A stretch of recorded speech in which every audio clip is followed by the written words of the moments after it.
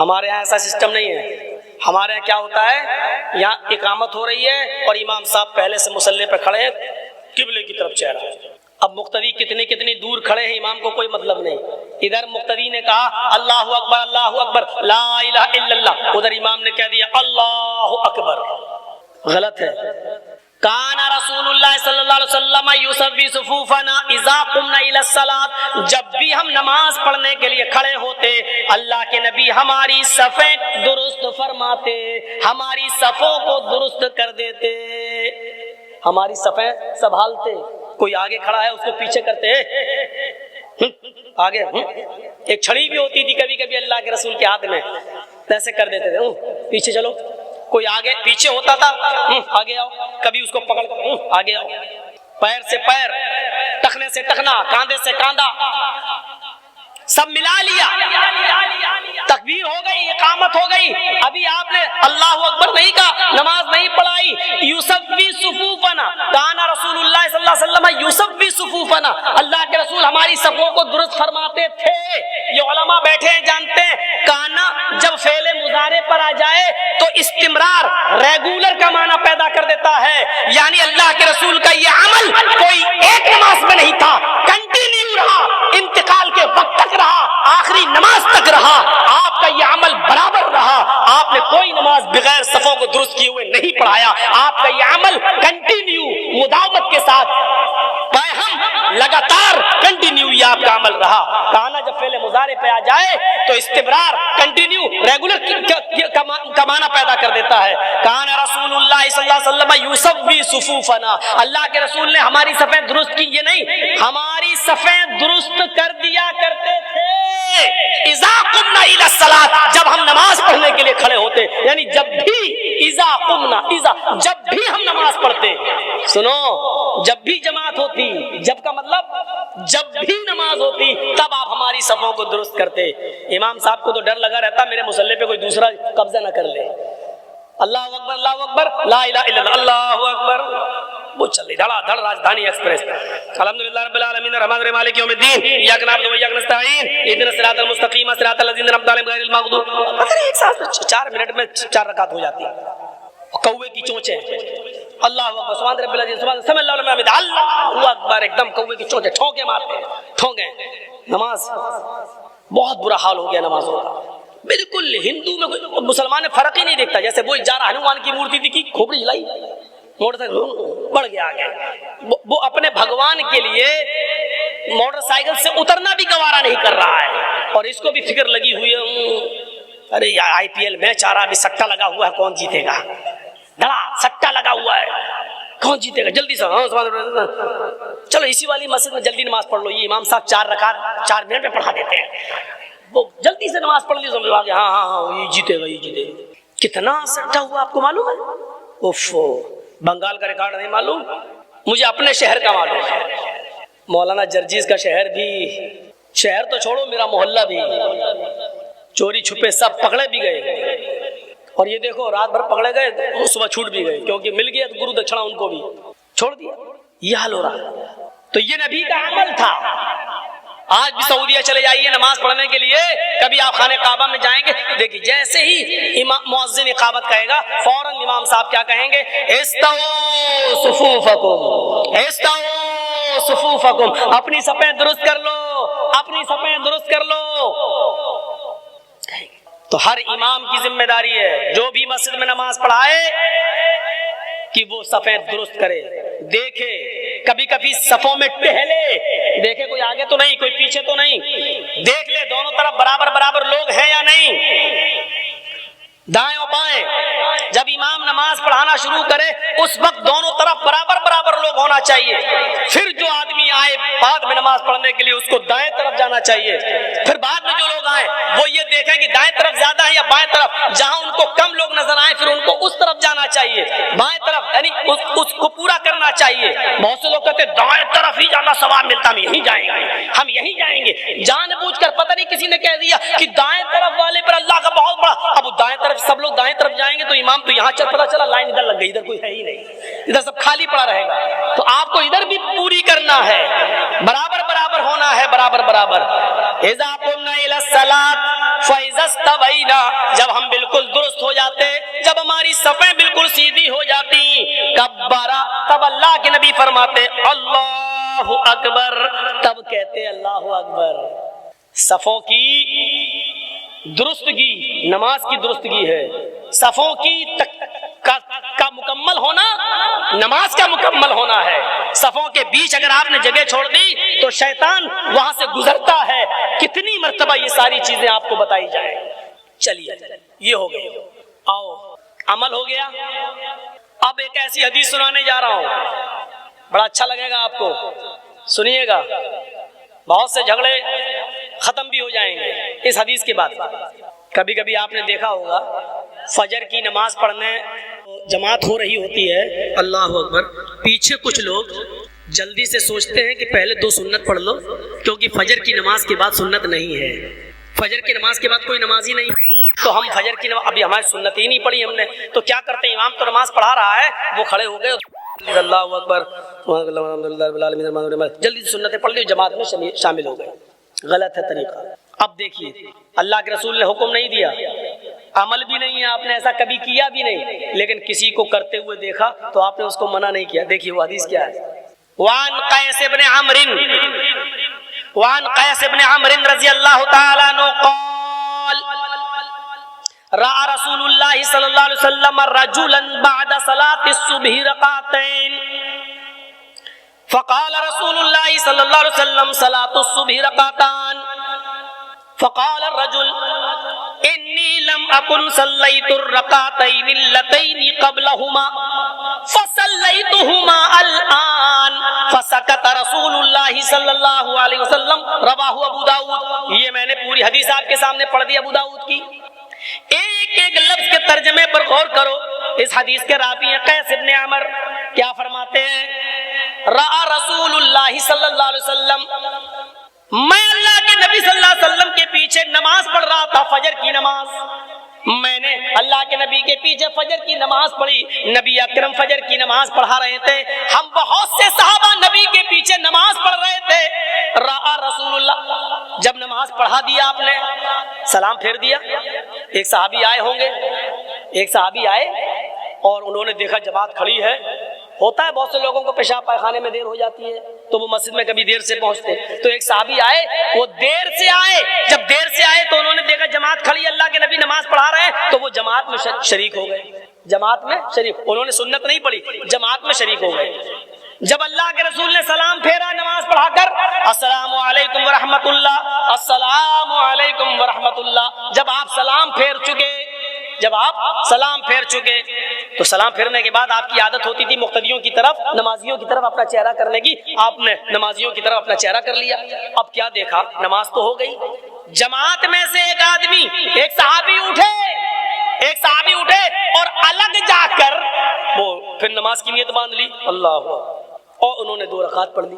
اللہ کے رسول دیکھ رہے ہیں میرے پیچھے انہوں نے نماز پڑھی فجر کی، اور فجر کے بعد کوئی نماز نہیں، میں نے کہہ دیا تھا کہ لا صلاۃ بعد الفجر، فجر کے بعد کوئی نماز نہیں، انہوں نے میرے پیچھے تو فجر کی نماز پڑھ لی، جب فجر کے بعد کوئی نماز ہی نہیں تو یہ کون سی نماز پڑھ رہے ہیں، کون سی نماز پڑھ رہے ہیں؟ لیکن نماز پڑھتے وقت تک نہیں بولا اللہ کے نبی نے، جب وہ نماز پڑھ چکے تب اللہ کے نبی نے ان کو بلایا، ادھر آؤ میرے پاس، تو وہی حدیث ہے، رأى رسول اللہ صلی اللہ علیہ وسلم رجولا، قیس بن عمر کہتے ہیں کہ اللہ کے رسول صلی اللہ علیہ وسلم نے ایک آدمی کو دیکھا، بعد صلاۃ الصبح رکعتین، صبح کی فجر کی 2 رکعت نماز نبی کے پیچھے پڑھنے کے بعد اس نے 2 رکعت الگ سے نماز پڑھی، بعد میں اس نے 2 رکعتیں ادا کر لی۔ جب وہ 2 رکعت پڑھ چکا تو اللہ کے نبی نے اس کو بلایا، ادھر آؤ، جب وہ آیا اللہ کے نبی صلی اللہ علیہ وسلم کے پاس قریب بیٹھ گیا تو اللہ کے نبی نے پوچھا صلاۃ الصبح رکعتان، صبح کی نماز تو 2 رکعت ہے، یعنی فرض نماز 2 رکعت ہے،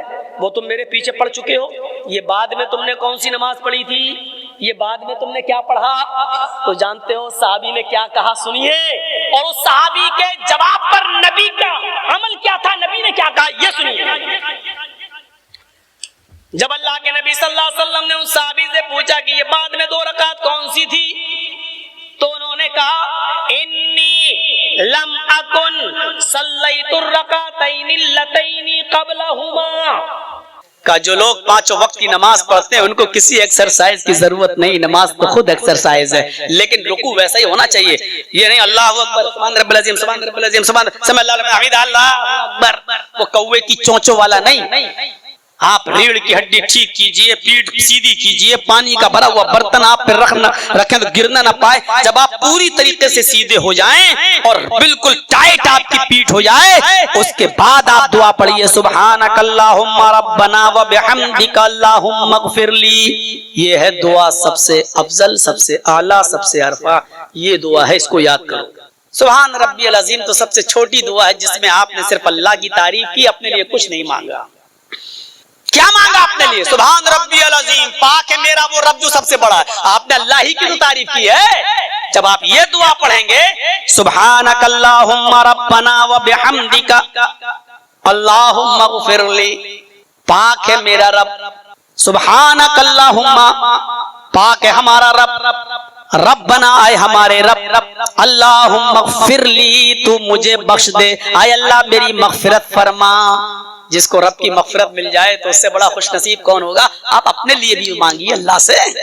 یہ دعا یاد کر لو، کتنی دعا ہے یار، کتنی دعا چھوٹی سی. سبحانک اللہم ربنا وبحمدک اللہم اغفر لی. اور یہ دعا یاد کرو گے، یہ رکوع میں بھی پڑھی جائے گی اور سجدے میں بھی پڑھی جائے گی. رکوع میں بھی اور سجدے میں بھی. یاد کر لو اس دعا کو، بہت مبارک دعا ہے، بہت پیاری دعا ہے. پوری نماز میں آپ اللہ سے مانگنے ہی تو جاتے ہو، رکوع میں بھی مانگیے اور سجدے میں بھی مانگیے. آپ کا رب بہت مہربان ہے، مغفرت کر دے گا. مغفرت مانگو گے تب. بچہ جب روتا ہے تب ماں دودھ پلاتی ہے، اب بچہ بھوکا ہے، بندہ مانگے گا نہیں، اللہ کیوں دے گا؟ مانگو. کہتا ہے میرا رب بندے تو مانگ، جب تو مانگتا ہے تو مجھے اچھا لگتا ہے. ایسے بندے بھی اللہ کو پسند نہیں جو 24 گھنٹے عبادت ہی عبادت کرتے رہیں اور ان سے انجانے میں بھی کوئی گناہ نہ ہو. آپ کہیں گے مولانا یہ کیا کہہ رہے ہو آپ؟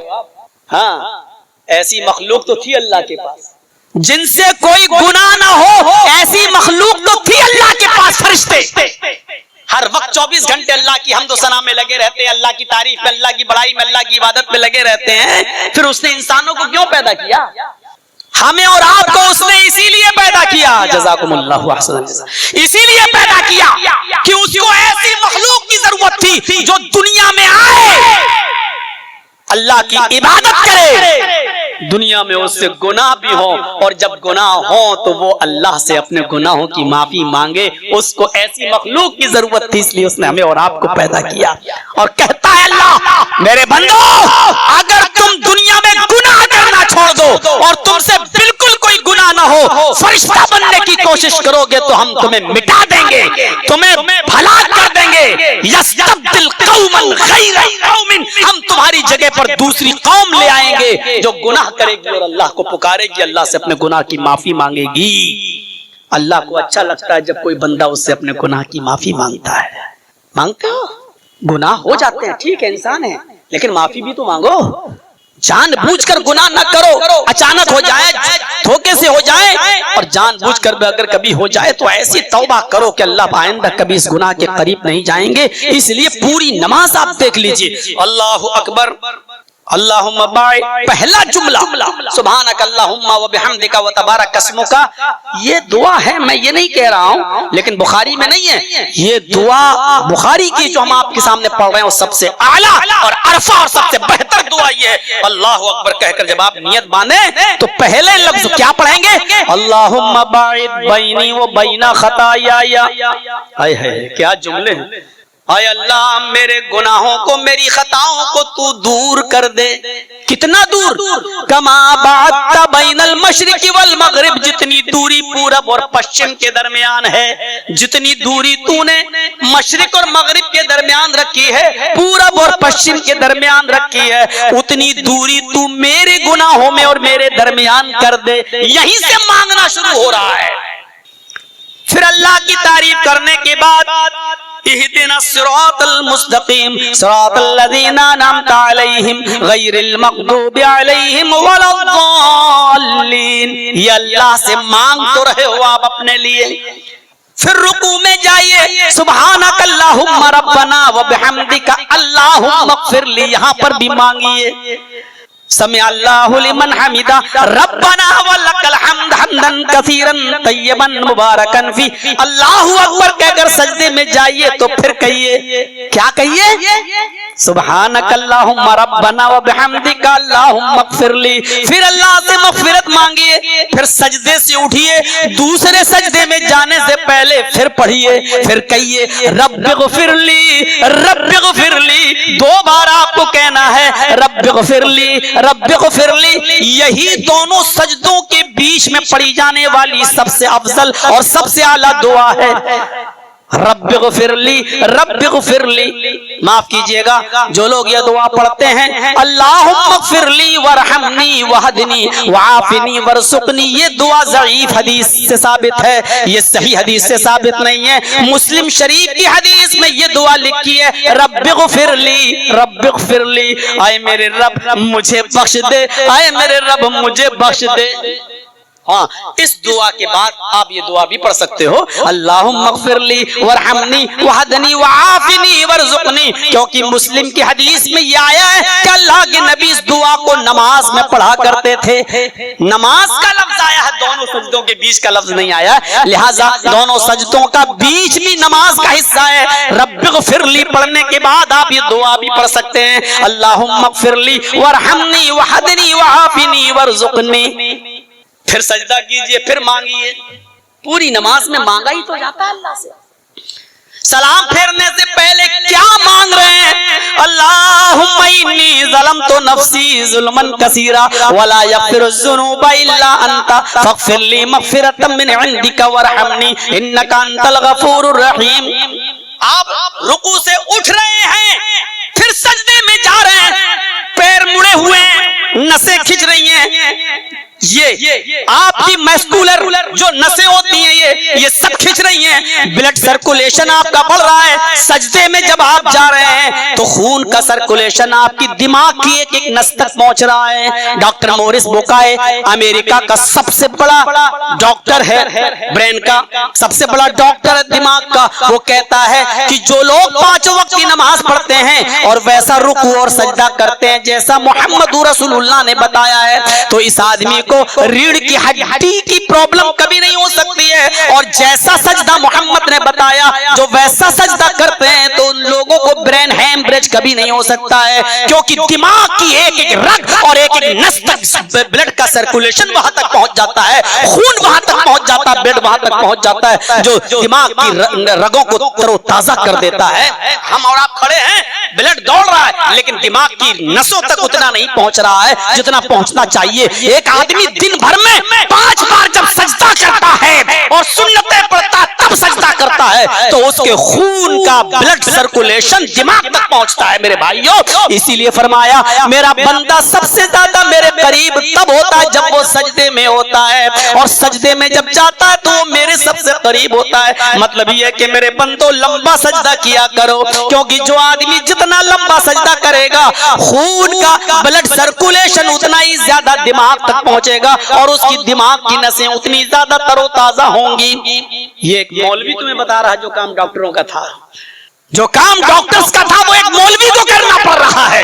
میرے بھائیوں اس سے زیادہ آج ہماری بدنصیبی اور کیا ہو چکی ہے، ہم غور کریں اور سوچیں کہ کس ماحول میں ہم اور آپ رہ رہے ہیں۔ تو نماز پورے شریر کا ایکسرسائز، ایک آکی اچتاتما نراشی پرگرہ، ایک اللہ کے سامنے کھڑے ہو جاؤ، ہائے ارجن، کرشن جی کہہ رہے ہیں ہائے ارجن ایک اللہ کے سامنے کھڑے ہو جاؤ، یچتاتما اپنی آتما کو اسی کی طرف لگا دو، یچتاتما نراشی سب سے نراش ہو جاؤ، پرگرہ لیکن اوپر والے سے نراش مت ہونا۔